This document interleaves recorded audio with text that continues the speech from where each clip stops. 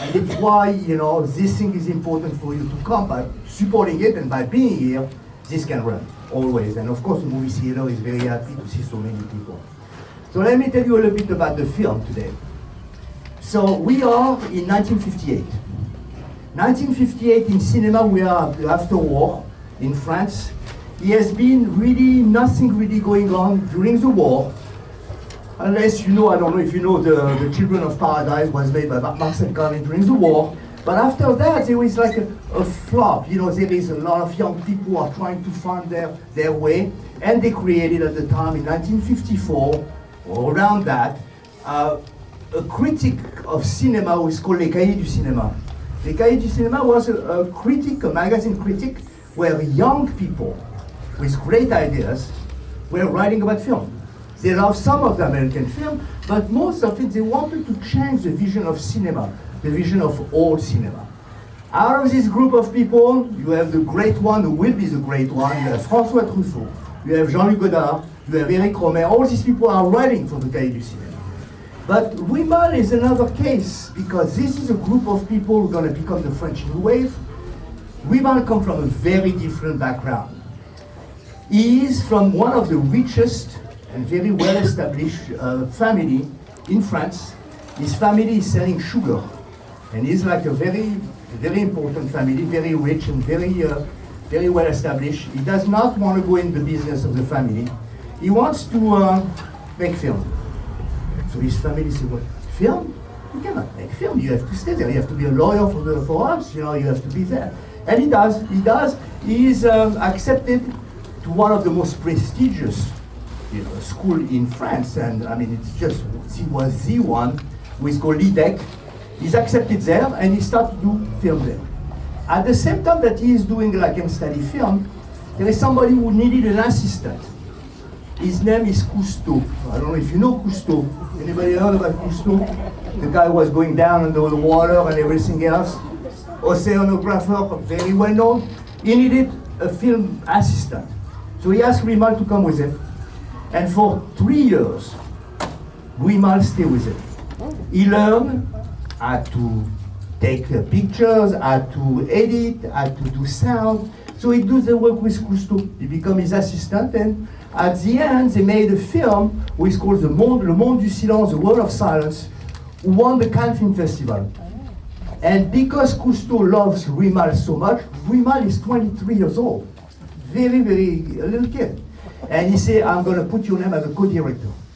So he comes out of that, and he says something that I love. If any of you are going to go to film school like I did, he said, "I never learned anything in film school. Everything I learned when I was with Cousteau." So he learned everything from this, and comes out. He has a kind of a script. He goes around, nobody wanted his script, and by chance, he gets this book that he finds somewhere. And he found somebody who's going to help him write the script, Roger Nimier, and they start to work on this film, or on this script, what's called Ascenseur pour l'échafaud. See, this is a very, kind of a very linear film, and he's going to, book, and he's going to take it and make something very different. So, before you watch the film, you have to know that everything in this film is revolutionary. First, director of photography, Henri Dequet, that's his name, decided for the first time ever to take a camera, to put it over the shoulder, and to shoot in the dark. To take a negative who was really completely in the dark. People saw that he was coming out really horrible, but he had a vision, and Louis Malle really was supporting him into this vision of and you're going to see these scenes who are very well known, a scene taking in the night with very, very little light, where Jeanne Moreau, the great actress, is walking, and now he is doing with this. So technically, it's already an extraordinary thing. Jeanne Moreau, the great actress, was already famous at the time. She had already made 10 films, and she accepted to do the film for Louis Malle, who is 24 years old. I want to tell you, I don't know if you know what filmmaking is at the time and even today. You have a lot of people, you have to know what you want, because it's very difficult to direct and be able to bring a subject like this alive. So he has this, he has the other actors, he put them together, and through the script, they make these things who is really people are all the time surprised when they see it today. On the top of everything, what people have been talking forever, the music of the film. Miles Davis. Miles Davis, we are in 1958. I don't know if you know, but jazz musicians in 1958 are not very well respected here in the US. They are, they're playing in the clubs, things are coming. When they come in Paris, they were like really, the best. They were filling up amphitheater, and they had the idea to use Miles Davis for the film. They went to see him, and they talked to him, and he was agree on it. The only thing I can tell you is that it's the first time, and I think one of the first time ever, that the music was written as he was watching the film. So he never wrote the music. He plays the music as he's watching the screen. And this is the music you're going to listen on it. So all these are risk-taking. Risk-taking about camera's work, risk-taking about music, and risk-taking about Jeanne Moreau and these actors, because these actors were famous, especially Jeanne Moreau. Jeanne Moreau used to say before, when you were a very important actress, you had to have a makeup person with you, you had to have the limo with you, you had to have none of this. No makeup. She doesn't wear any makeup on the film. And the whole storyline was really a story, a regular narrative, is transformed as a criticism of society too. So you have a society level, you have a love story, and you have a crime story. So you have all this level on this film, who makes this film kind of like very, very unusual. So remember that all these aspects are very different, and something you have to remember, and this is really the point of something that I never realized until I see a lot, that really the beginning and the end of the film are a dialogue between Jeanne Moreau and her lover, and all this they will never meet during the film. It's really pretty cool, that the film is a love story between these two people who never meet each other. So I think you're going to enjoy this, you're going to look at it the way you want, and then we will talk about the message of the film, how the message is done, and what is Louis Malle, is trying to do. Don't forget that Louis Malle tragically died at 54 years old. After making a lot of film, he made a lot of film in this country too. He made Pretty Baby, I don't know, with Brooke Shield, I don't know if you remember this big thing. He made Atlantic City, was a very big, so he came here and he married Candice Bergen. And he has a daughter, who is actually Chloe Malle, was going to Vogue or something, like she's like the new Vogue. So we're talking a family of great intellectual and really great creativity. So thank you again for coming. You're going to watch one of the masterpieces of the 50s, and we will talk after about that. Thank you again.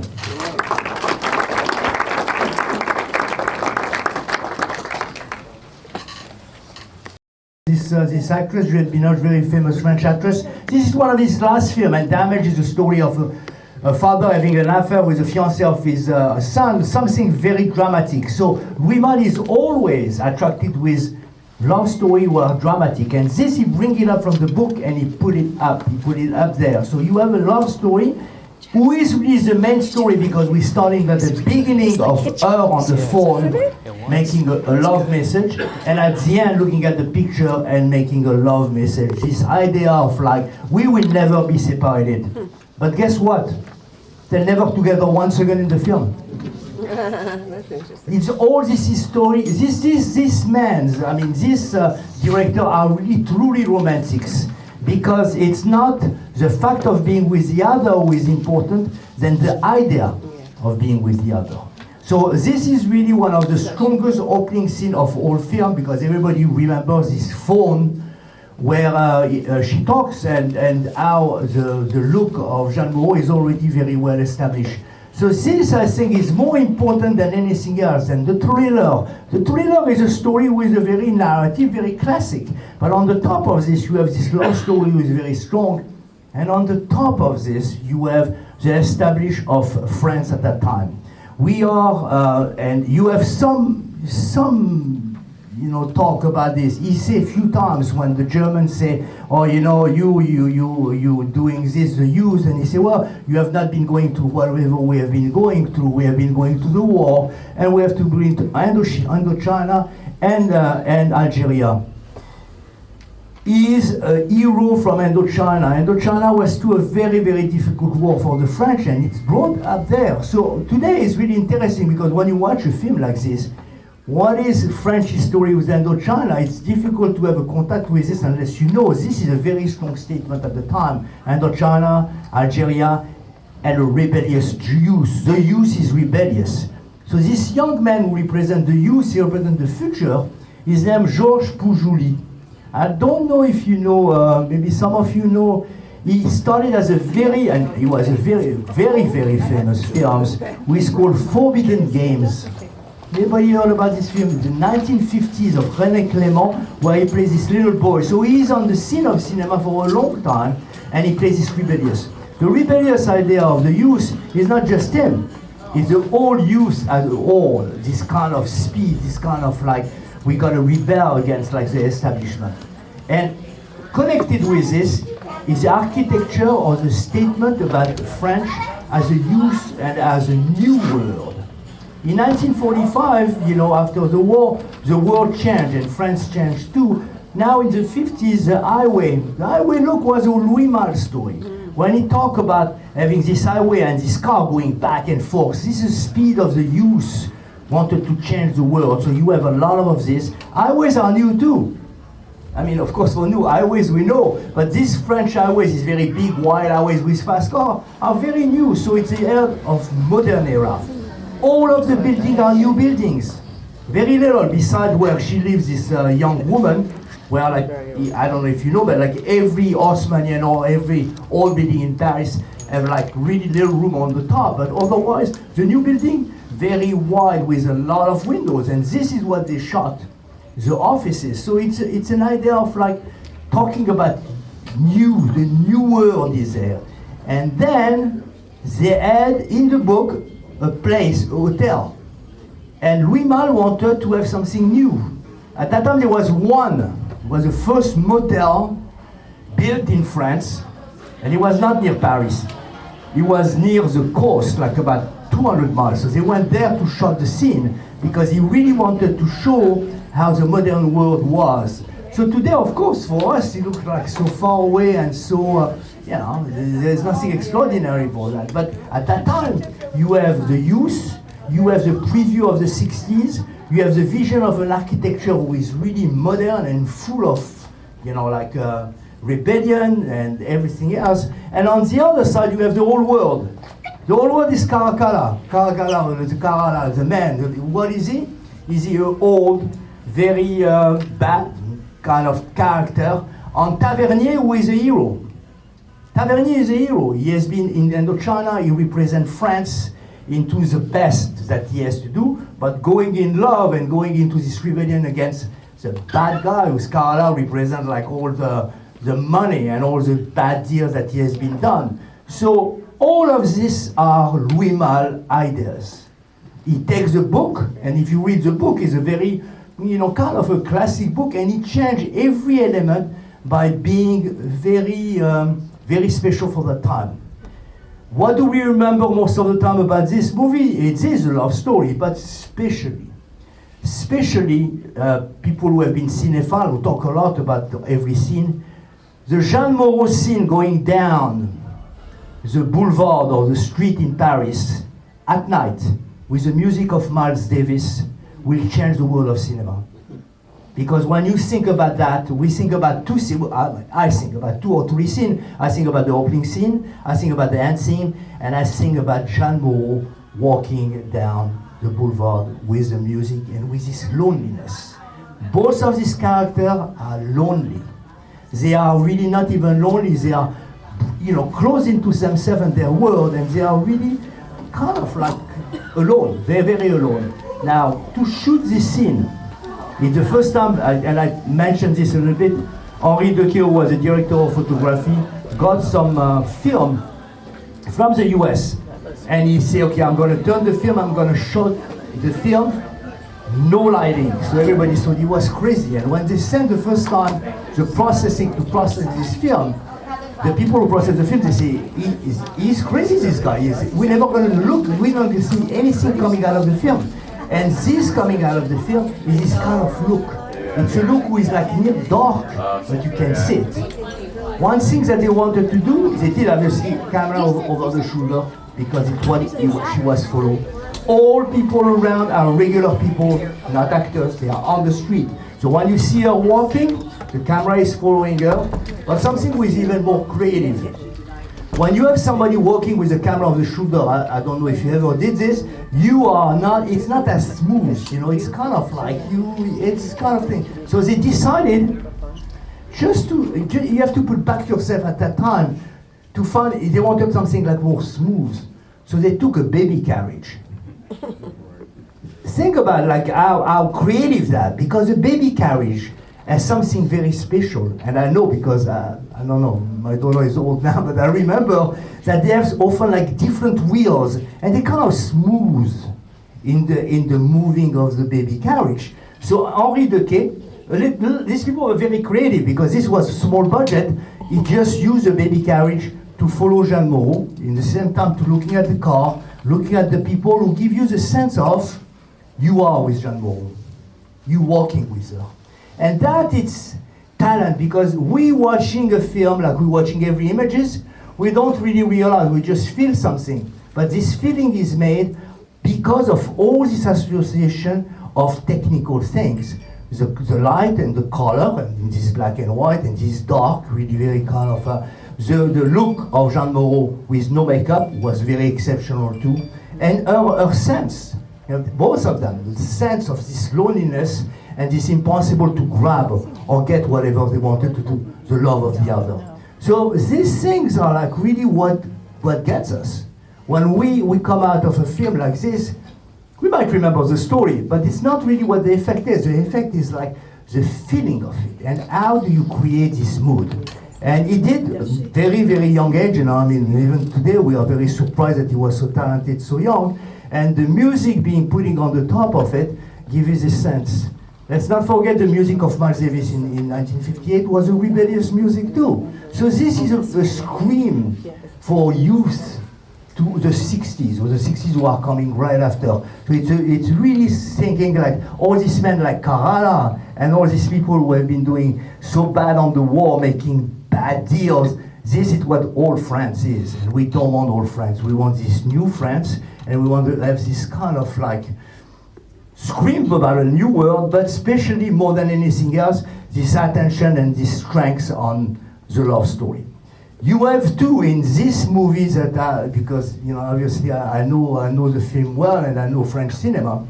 One of the very, very famous guy in French cinema is a man who is playing the police inspector. His name is Lino Ventura. He's at the end of the film. He wears this like kind of raincoat. He is, for everybody who has been looking at French cinema, he's always often the cop, he's always a tough guy. So you have some really strong professional actors in that who carries the film very well.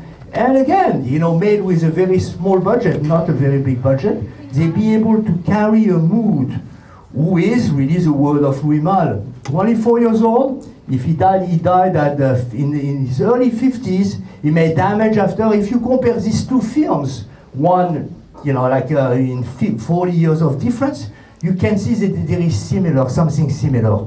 And I listened to Jeanne Moreau interview just before she died, like a couple of years ago, and she said she had a very, very strong respect of Louis Malle because he had always in this film this search of something new and this question about his relationship. Very including in his work, extremely strong from the beginning to the end. So the technical aspect is something we don't have to forget. Remember too, he comes to this film with a strong technical background. He had made a film, many films, even at Fish, but he had made a film, so he knew how to use a camera. Cameras were 35mm, not even 16mm, big cameras. And some of them, we starting at 16mm, it's like why they could carry it over the shoulder. So he knows how to edit a film, he is visual about this, he knows exactly where he goes. And for a young man, having the authority to talk to most established actors was kind of difficult, but he did an unbelievable work, and he continued after that through a series of films. By the age 26, he made two more films. He made The Lovers, with Jeanne Moreau. And another one with Maurice Ronet, because Maurice Ronet is a very well-known actor too, you know, who plays the main character. Maurice Ronet played the film which is called The Fire Within. I don't know if you heard, if you do, you should go to this film. So Louis Malle made this film at 26 years old, and he said at 26 years old, I really love this statement, he said, I was so much on the top of the world that I didn't know where I was gonna go. I was even thinking about suicide. It was interesting because The Fire Within is about suicide. And it's kind of interesting to see a short life so full of extreme success and not being able to know how to direct himself. It's where he stopped, go to India, of course, and do all this documentary. So you have somebody who is resourceful, but not resourceful. He is a visionary, and he has a vision of like how he wants things to be. To say that, you know, all of the elements make a film, yes, every element makes a film. There is nothing who is, you know, is set, you know, just with one thing. It's a whole package. The thing too to see that it's one couple following the other couple, and everybody trying to find somewhere, and somehow it's this search. This search is there on the color and on the technical aspect to give you this feeling, who is a very, very strong feeling. And I say this again and again, always when I talk, I say, this is one of the only films in the history of cinema who gives you this kind of feeling. There is nothing like this, because you will never have another Miles Davis making the music. You will never have Jeanne Moreau walking. You will never have that. So this is really a masterpiece of his time, you know. So through all the elements, whatever element you take, it's extremely, extremely, very precisely and very well done. And he is like one of the great creator of the 20th century that people don't give him enough credit, you know. So Maurice Ronet, who is too a very famous actor, who is a very strong actor. So he relied on these two actors, you know, Jeanne Moreau and Maurice Ronet. As I told you, Jeanne Moreau, who had already making many films, fell in love with him. And they worked together for about 2 years after the other movie was The Lovers, and they had a very intense relationship, you know. So, and she even talked, you know, like in the last interview I saw, she talked about how they were connected in the way how they were making things. So he was lucky that an established, very strong actors wanted to be with him and trying to help him to make this film. So through these two people who are very strong, and a story who can be really seen in so many different ways, you can satisfy a lot of people in this, because you can sit at the thriller and you can finish with this. You can see it as a love story. You can see as a statement of society. You can see as a rebellion, political vision of what France is going to be. So you have a lot to look at it. And basically the most important for me always, what I was saying, it's this mood.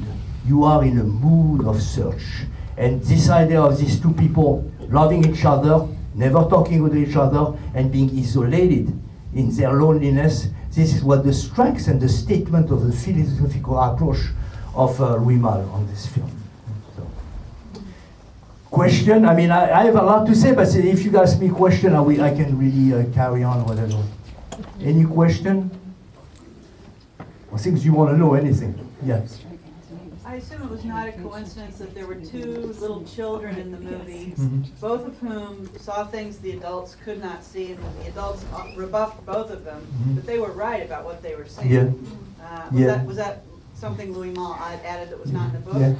You know, children are such a great component of films, you know, because it gave you all the time the truth, the realities, the eyes of the children with like what it is, and often they gave you the sensitivities, they gave you like this way of looking at the world with a childish world, and he does make something. It means like, this is the truth, you know, there is an eye of the truth through the children, and I think it's very important to have that, especially in the scene where they are sitting in the cafe and she says, this man is this man, this man is this man. It takes a long time to do that. And it gives to a lightness to the scene, with a really raw scene. It's kind of a little funny, you know, and there is a lot of humor on this too, some of the humor who light the film. So all of the elements are really very important. Any more questions? I have like a few minutes. They told me that I should finish soon. Do you have a sense of what role the actors played in shaping his ability to come up with these innovative designs? Design of as a role, Did the actors contribute? Did the experienced actors contribute? Did they? Is there any sense of that? Yeah. Grimal really built the characters, you know, but he relied on these actors, you know, because he was young. He never had anybody So Jeanne Moreau was talking, you know, at the time she was like the top of her game, very extraordinary actress. So he relied a lot on their knowledge. I think that Grimal, if he had done like Robert Bresson and took non-professional actor, he would have had problems. These people are carrying the film so beautiful. I mean, even Maurice Ronet is like such a great, unbelievable actor. Another one who died very young in his 50s, you know. So he did give them a lot of way of expressing themselves. Grimal was not a dictator as a director. He was more working with the people, and he was loved by everybody, you know. So that is very important to say that he relies on their talent. Anything else? Because I'm gonna have to close you're gonna need the Zoom. Anything else? A quick question? Remember, guys, I feel. Oh yeah. Go ahead. Just give you another. There were times, especially when he had this camera, and he goes to see the boss with all these documents and this camera. I got the sense that he was a spy. Is that something that he was trying to? I mean, later on you learned that the pictures are of him and Jeanne Moreau, and whoever took them is an interesting to me, like who took these pictures, but I got the sense that he was a spy somehow, the documents and the maps. I really think it's because of camera movement. The camera movement are really handheld. A lot of times they're moving a lot, so you feel that you are with them. So when he goes in a draw, you feel that there is a sense of movement towards it. As traditional film, it will be really on a tripod, and it will be not moving. So there is a sense of movement, and this is what I think he gave you this idea of the spy. So before I forget, here you have on the 21st, which 3 weeks from now, you have Cleo from 5 to 7 of Agnès Varda, who is like one of the masterpieces of one of the first strong woman voice film. And if you want to have me sending you newsletter, outside there is you can write your email and I will send you whatever I do. And I do this on a regular basis, exactly what I'm doing now in all different films. We're planning in the fall to do an Italian film series there, and I'm talking about doing like a film on the great Krzysztof Kieślowski in Montclair. So there is a lot of things going on, but in the same way of looking at it. Foreign film of great quality to be able to bring this back in movie theater that we don't have. Thank you very much. Very well.